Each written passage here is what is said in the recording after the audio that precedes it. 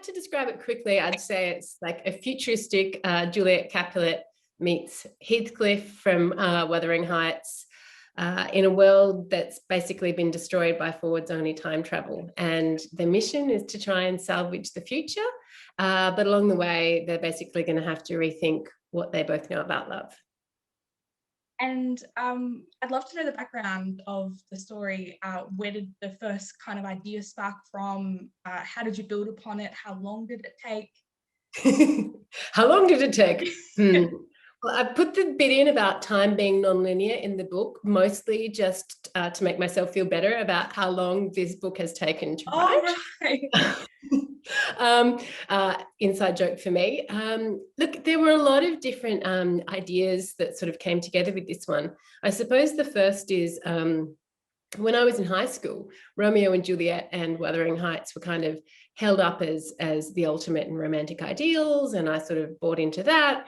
And then as I got older and I realized that there was this sort of disconnect between like the romantic ideals and what was real.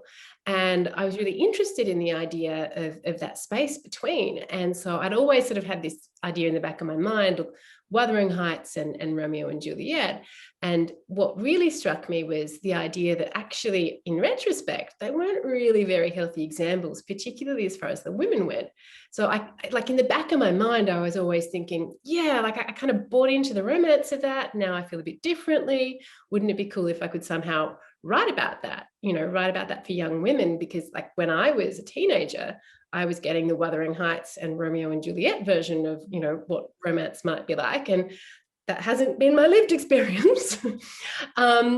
And then separate to that, for years, I just had this idea about forwards-only time travel. And once I got the idea of what if you could go forwards, I kept sort of building on that in my imagination, like what would happen? And I was convinced that eventually everyone would up stumps because they would want to go to a brighter tomorrow.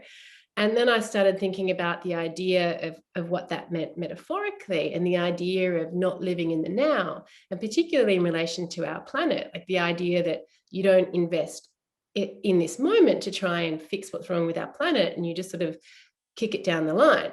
So I had like this theme that I was interested in terms of time. I had these classic works of literature, and then I had this idea of the dead enders, which happened years before I wrote the book.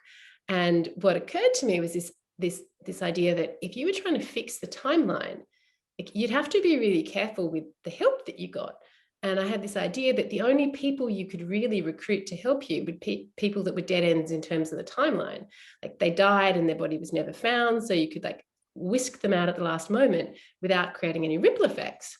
And then one day I was sitting there, I'm like, I like all three of them. I don't know which one to write. And I thought, what if I combine them all? And then I went, no, that's really not going to work. And as soon as I thought to myself, I can't do it, I felt compelled to try. And, had I realized how hard that might be, I might have chosen just one or two, but I picked all three. And here we are a few years later.